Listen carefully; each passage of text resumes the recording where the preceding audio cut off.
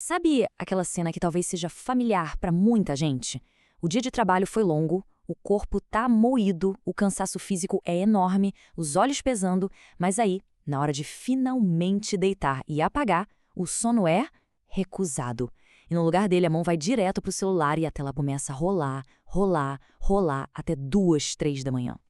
E o que parece ser só falta de disciplina, na verdade, é algo muito, mas muito mais profundo. Pois é, a ideia central por trás de tudo isso é surpreendente. Essa luta noturna não é sobre insônia, não é sobre vício em tecnologia, nada disso. É sobre uma busca desesperada por liberdade pessoal, uma briga do nosso cérebro para ter um pingo de autonomia num mundo que exige tanto do nosso tempo. É muito comum que a gente se julgue por esse hábito, né? A sociedade julga, a gente se julga, mas o que está acontecendo de verdade?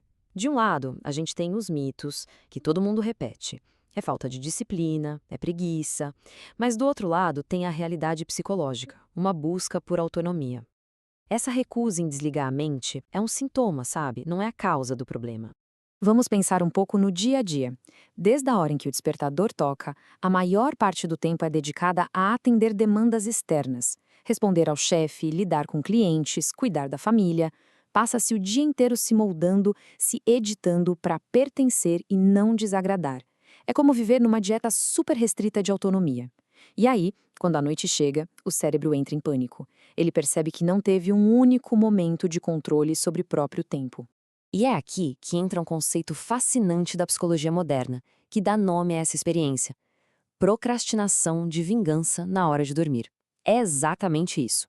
Como a gente não teve controle sobre o dia, a mente usa a madrugada como uma pequena e silenciosa vingança para ter de volta um pouco de liberdade. E o que é mais interessante aqui é essa mudança de perspectiva. Não se trata de um fracasso, mas sim de uma rebelião. A madrugada vira o único momento de paz de verdade, onde ninguém está pedindo absolutamente nada. Ficar acordado se torna a forma desesperada que o cérebro encontra de recuperar o que a ciência chama de locus de controle interno, que nada mais é do que a sensação de que somos nós que governamos as nossas próprias ações. Mas aqui tem um paradoxo, certo? Se o objetivo é aproveitar o tempo livre, por que se escolhe uma atividade tão passiva, como rolar o feed sem parar, em vez de algo que realmente agregue valor, como ler um livro? A resposta para isso está na nossa biologia. Bom, vamos entender essa reação em cadeia que acontece no cérebro. Durante o dia, o córtex pré-frontal, a nossa parte racional, foi usado ao máximo para seguir regras, para segurar impulsos. O problema é que o autocontrole funciona como um músculo. Ele se esgota. Quando a madrugada chega, esse músculo está exausto e ele não consegue mais frear o sistema límbico, que é a área das emoções. Sem esse freio, a mente busca a dopamina mais rápida e fácil possível. E ela está ali, brilhando na tela do celular. E tem mais uma camada nessa história. Muitas vezes, a luta não é só contra o sono. É uma fuga de outra coisa. É uma fuga do silêncio e do que ele traz junto com ele.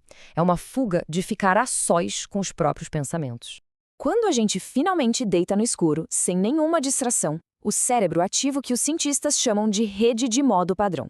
E é nesse momento que o silêncio traz aquelas perguntas existenciais bem desconfortáveis. O que eu estou fazendo da minha vida?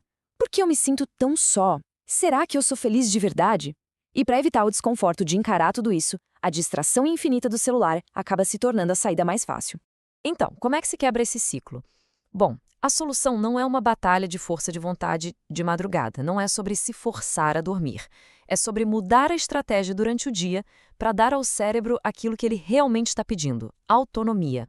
A solução, portanto, está no dia, não na noite. E aqui ficam algumas estratégias práticas. Aprender a dizer não para devolver a si mesmo tempo e energia. Reservar pequenos momentos, nem que seja 15 minutinhos, para fazer algo que se ama só pelo prazer. E até mesmo se permitir ficar no tédio de vez em quando para que a mente possa processar as emoções antes que elas se acumulem para a noite. E essa ideia resume brilhantemente o objetivo final. Não se trata de ganhar a batalha contra o celular à meia-noite, mas sim de tornar essa batalha desnecessária. Ao encontrar pequenos focos de autonomia e prazer durante o dia, o sistema nervoso aprende que não precisa se vingar à noite porque a vida já está sob controle. E assim, a análise termina com esta pergunta poderosa para reflexão. Uma pergunta que não é sobre hábitos de sono, mas sim sobre o controle que se tem sobre a própria vida.